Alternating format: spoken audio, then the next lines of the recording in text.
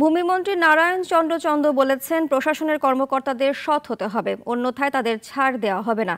জমি মালিকদেরও ত্রুটি আছে বলে মন্তব্য করেন তিনি। দুপুরে নারায়ণগঞ্জ জেলা প্রশাসক সম্মেলন কক্ষে প্রধান অতিথির বক্তব্যে তিনি এসব কথা বলেন। ডিজিটাল ভূমি জরিপ ও ভূমি ব্যবস্থাপনা নিয়ে এই সেমিনারের আয়োজন করে স্থানীয় ভূমি অফিস। মন্ত্রী আরও বলেন, অনেকেই অবৈধ সুযোগ নেয়ার জন্য টাকা দেয়, এটা একেবারেই অনুচিত। কেউ টাকা দিলে বা নিলে ব্যবস্থা নেওয়ার কথা জানান তিনি।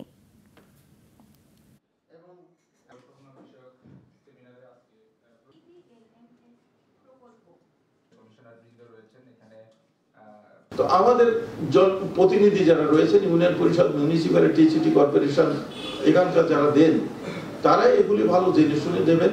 আপনাদের সার্টিফিকেট কারেক্ট হলে সেখানে যদি কোনো গাফিলতি হয়, কেউ যদি এটা পরিবর্তন করে, সেটা আমরা তাদের সেক্ষেত্রে সেই কর্মচারীদের ক্ষেত্রে আমরা দেখব।